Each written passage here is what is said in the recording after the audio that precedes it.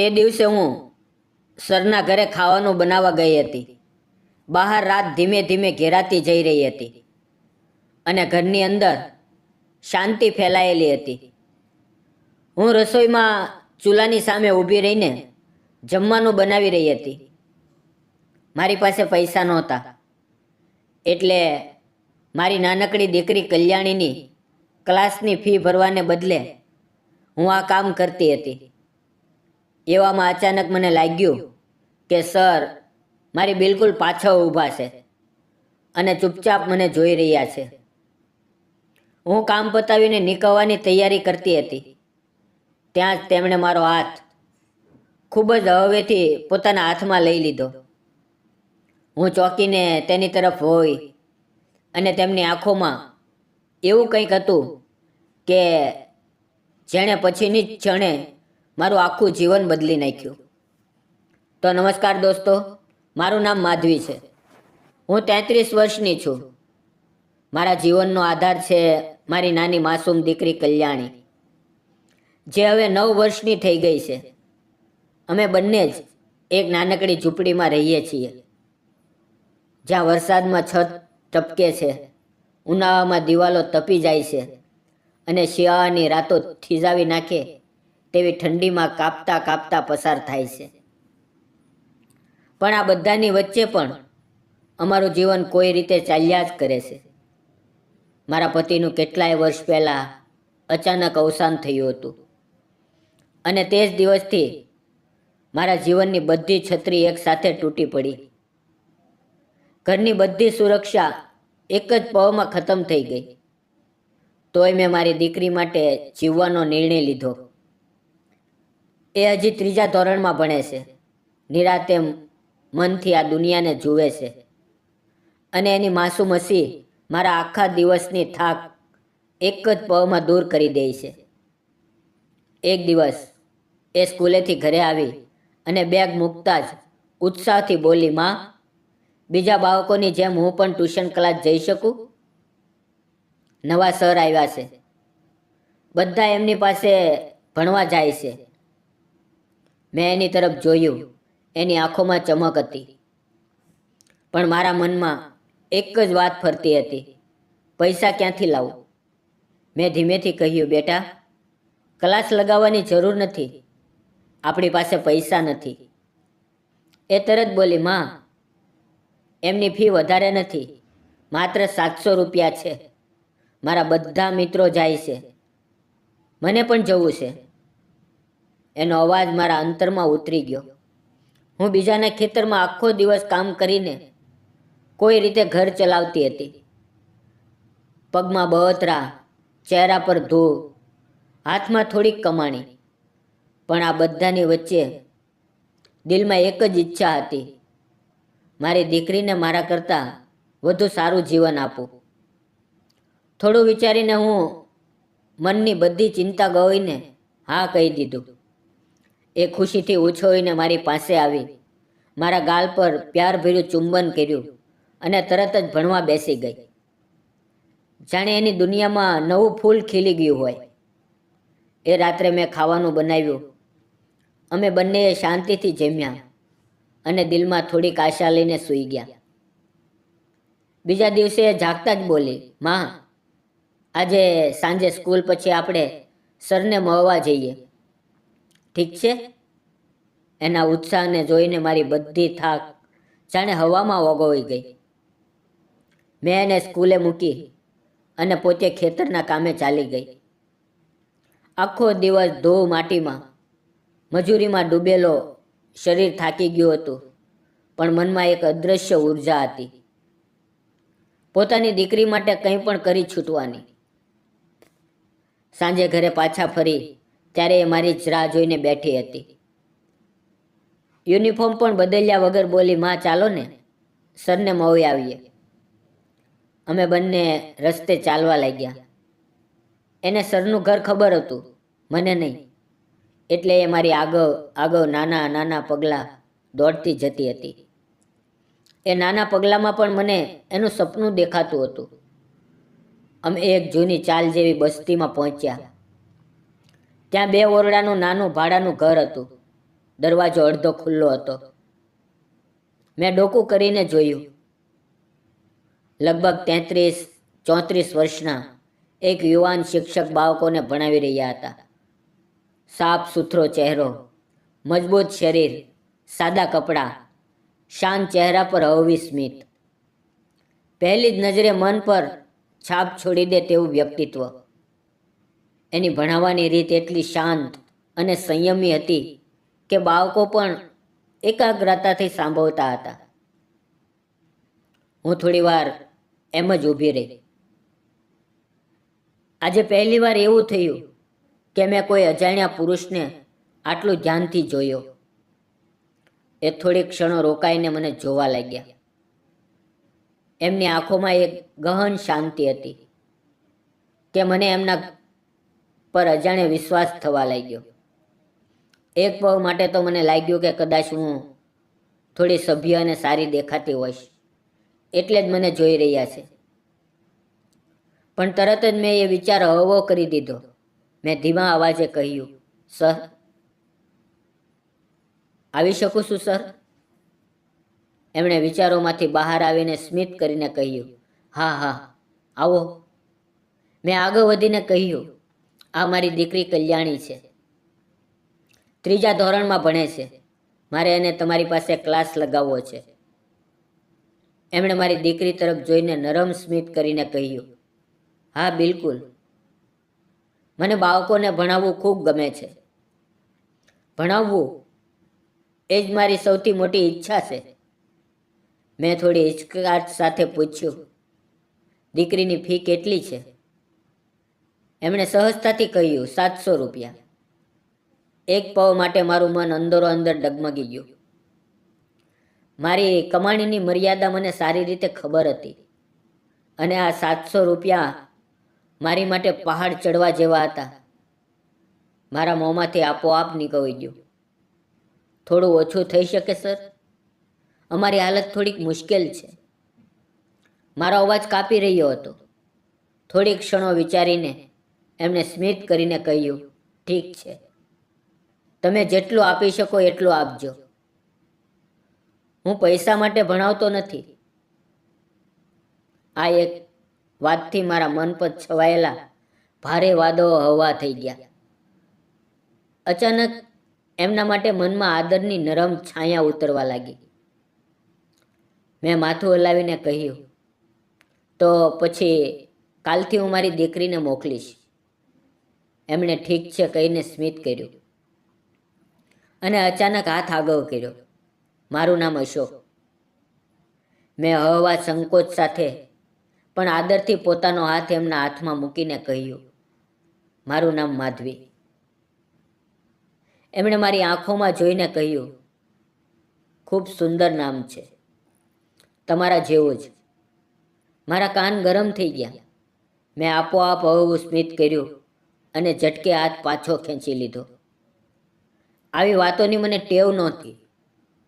ત્યાર પછી હું અને મારી દીકરી ધીમે ધીમે ઘર તરફ ચાલવા લાગ્યા. મારી દીકરી તો એટલી ખુશ હતી કે રસ્તા પર નાચતી હતી. એના ચહેરાની ચમક જોઈને મારી બધી થાક ગાયબ થઈ ગઈ. બીજા દિવસથી નવી શરૂઆત થઈ. હું કામ પરથી પાછા ફરીને એને ક્લાસ મૂકતી અને સમયસર પાછી લેવા જતી. આવવા જવામાં અવારનવાર મારી અને સરની નજરો મોવી જતી. એ મને જોતા જ હળવું સ્મિત કરતા. ક્યારેક પૂછી લેતા, બધું બરાબર છે ને? વધારે તકલીફ તો નથી ને?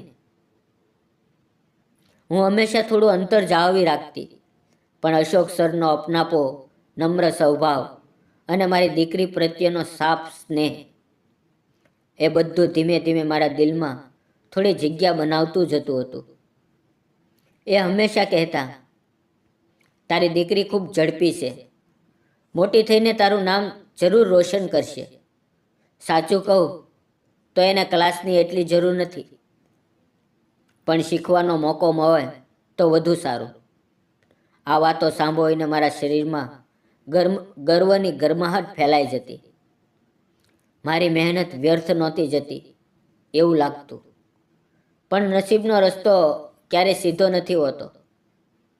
અચાનક છેલ્લા સપ્તાહથી મને કામ મળવાનું બંધ થઈ ગયું. ઘર ફરી ડગમગવા લાગ્યું. 1 મહિનાની ફી બાકી હતી અને હાથમાં નામ માત્ર પૈસા હતા. એક સવારે હું ઘરે જ બેઠી હતી, કામ નહોતું. કલ્યાણી બહાર રમતી હતી. હું દિવાલ જોઈને વિચારતી હતી કે આવનારો દિવસ કેવી રીતે પસાર થશે. ત્યાં જ યાદ આવ્યું કે સરની ફી પણ આપવાની છે. મેં ઘરમાંથી બચેલા પૈસા લીધા અને સરના ઓરડા તરફ ચાલી. સવારના 11 વાગ્યા હતા. ધૂપ હજી તીવ્ર નહોતી થઈ, પણ મનની ચિંતા શરીર પર ભાર જેવી થઈ ગઈ હતી. સરનો દરવાજો આજે બંધ હતો. મેં ધીમેથી ટકોર કરી. થોડીક સેકન્ડ પછી એમણે દરવાજો ખોલ્યો. મને જોઈને હળવું સ્મિત કર્યું. પણ આજે એ સ્મિતમાં કંઈક અલગ હતું. જાણે એમની આંખો પૂછતી હોય, બધું ઠીક છે ને? મેં પણ હળવું સ્મિત લાવ્યું, પણ એ મારી અંદરની બેચેની છુપાવી શીખ્યું નહીં. એમણે કહ્યું, આવો, અંદર આવો. હું ચૂપચાપ અંદર ગઈ. એમણે સોફા પર બેસવાનું કહ્યું, પાણી આપ્યું અને ખૂબ નરમાશથી કહ્યું, પીવો. પાણીનો ગ્લાસ લેતી વખતે મારો હાથ કાપી રહ્યો હતો. ઘરની ખરાબ હાલત, છેલ્લા સપ્તાહની ખાલી જેબ અને આજે ફીની વાત, બધું એક સાથે ઉભરાઈ આવ્યું. એણે સીધો સવાલ કર્યો, તમે કલ્યાણીને આખા સપ્તાહથી મોકલી નહીં, કંઈ થયું? એમના અવાજમાં એટલી સ્પષ્ટ ચિંતા હતી કે એ મારા દિલને ઊંડે સુધી સ્પર્શી ગઈ. મેં થોડીક ક્ષણો ચૂપ રહીને પછી પોતાની નાની પર્સમાંથી સાવધાનીથી વાવેલા ફીના પૈસા કાઢીને એમના હાથ પર મૂકી દીધા. એમણે એ સમયે મને જે નજરે જોઈ, જાણે મારી અંદર છુપાયેલી બધી હલચલ એક જ ઝટકે વાંચી લીધી. એમણે શાંત અવાજે પૂછ્યું, પણ ક્લાસ કેમ નથી મોકલ્યા? તમે કહ્યું નહીં? મેં ધીમા, લગભગ તૂટેલા અવાજે કહ્યું, સર, છેલ્લા 10-15 દિવસથી મને બિલકુલ કામ નથી મળતું. ઘરની હાલત ખૂબ ખરાબ થઈ ગઈ છે, એટલે એને મોકલતી નથી. પૈસા પણ નહોતા, પણ આ મહિને જે થોડા બચ્યા હતા એ જ લઈને આવી છું. મારા શબ્દો સાદા હતા, પણ એમાં ભરેલું દુઃખ શબ્દોની પાછળ ધડકતું હતું. જે રૂપિયા હું એમના હાથ પર મૂકી રહી હતી એ પણ મને ભારે લાગી રહ્યા હતા. પણ એમણે એ પૈસા લેવાની સાફ ના પાડી. એ પૈસા ધીમેથી પાછા મારી હથેળીમાં મૂકી દીધા. હું આશ્ચર્યથી એમને જોતી રહી ગઈ. એમણે દ્રઢ પણ અત્યંત નરમ અવાજે કહ્યું, રહેવા દો. હું પૈસા માટે નથી ભણાવતો. બાળકો શીખે, એમનું જીવન સુધરે એટલા માટે ભણાવું છું. અને તમારું ઘર કેવી હાલતમાં છે એ તો જોવાથી જ ખબર પડી જાય છે. હું એને મફત ભણાવી દઈશ.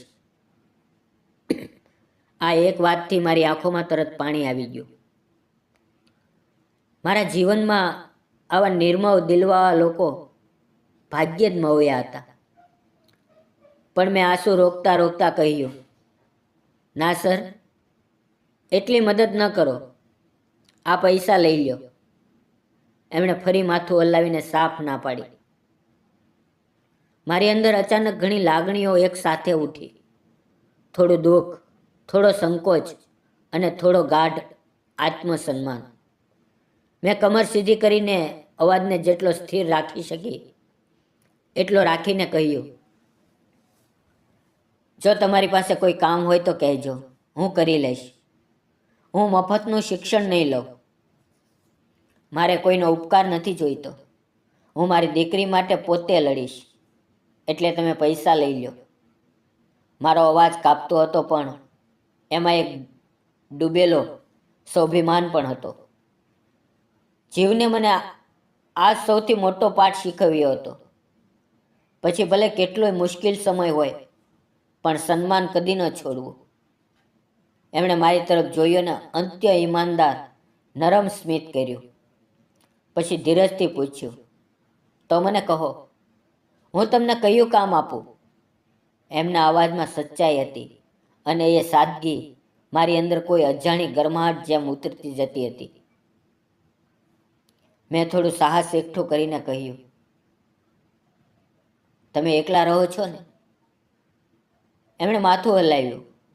હા, હાલ તો એકલો જ રહું છું. માતા પિતા ગામડે છે. મેં આગળ પૂછ્યું, તો તમારું ખાવાનું કોણ બનાવે છે? એમણે હળવું હસીને કહ્યું, હું જ બનાવી લઉં છું. સમય મળે તો બરોબર બનાવી લઉં, નહીં તો જે મળે તે ખાઈ લઉં. એમના સીધા જવાબથી મને લાગ્યું કે આ માણસ સાચે જ સાદો છે, દિલનો સાફ છે અને મદદ કરવાનો સ્વભાવ ધરાવે છે. મેં આદર સાથે પણ થોડી દ્રઢતાથી કહ્યું, હું રોજ આવીને તમારા માટે ખાવાનું બનાવી દઈશ, ઘર પણ સાફ કરી દઈશ. એની સામે તમે મારી દીકરીને ભણાવજો. પૈસા ન લ્યો તો એ તો ઠીક છે, પણ મને એટલું સુકૂન તો રહેશે કે હું બદલામાં કંઈક કરું છું. હવે મારા અવાજમાં કોઈ કમજોરી નહોતી. એ એક એવી સ્ત્રી બોલી રહી હતી જેણે જીવન સામે હંમેશા માથું ઊંચું રાખીને ઊભા રહેવાનું શીખ્યું હતું. મારી વાત સાંભળીને એ એક ક્ષણ માટે ચૂપ રહ્યા. પછી એમના ચહેરા પર શાંત, અત્યંત સાચું સ્મિત ફેલાઈ ગયું. એમણે ધીમા અવાજે કહ્યું, સાચું કહું તો તારી વાહ વાહ કરવા માટે શબ્દો ઓછા પડી જશે. એમના આ ગર્મજોશી ભર્યા અવાજથી મારી અંદર હળવું કંપન થયું. અમારી નજરો મળી અને એમની આંખોમાં મને એક આદર દેખાયો. એ આદર જે કોઈને એની લડત જોઈએ, એના સંઘર્ષને સમજીને આપવામાં આવે છે. મારી આંખોમાં પણ આપોઆપ નરમ ચમક આવી ગઈ. ઘણા વર્ષો પછી કોઈએ મને માત્ર એક સ્ત્રી તરીકે નહીં, પણ એક માનવી તરીકે મારા સંઘર્ષની કિંમત સમજીને જોયું હતું. એટલે મેં ધીમેથી નજર નીચી કરી લીધી. એમણે હસીને કહ્યું, ચાલો આપણા બંને માટે મીઠી ચા બનાવીએ. એમના અવાજની એ સહજ મીઠાશથી હું અંદરથી સ્મિત કરવા મજબૂર થઈ ગઈ. મેં ચૂપચાપ માથું હલાવ્યું અને રસોઈ તરફ આગળ વધી ગઈ. તો મિત્રો, આ હતો વાર્તાનો પહેલો ભાગ. બીજો ભાગ પણ ખૂબ જ સુંદર અને સરસ છે. વાર્તા પૂરેપૂરી સાંભળવા માટે ડિસ્ક્રિપ્શનની અંદર લિંક આપેલી છે. તો પ્લીઝ તમે બીજો ભાગ જરૂર જોશો. ફરી મળશું આવતીકાલે. ત્યાં સુધી આવજો. પણ હા, જો તમે અત્યારે જ ભાગ જોવા માંગતા હો તો ડિસ્ક્રિપ્શનની અંદર લિંક છે, ત્યાં જાઓ અને પૂરેપૂરો ભાગ જુઓ. ધન્યવાદ મિત્રો.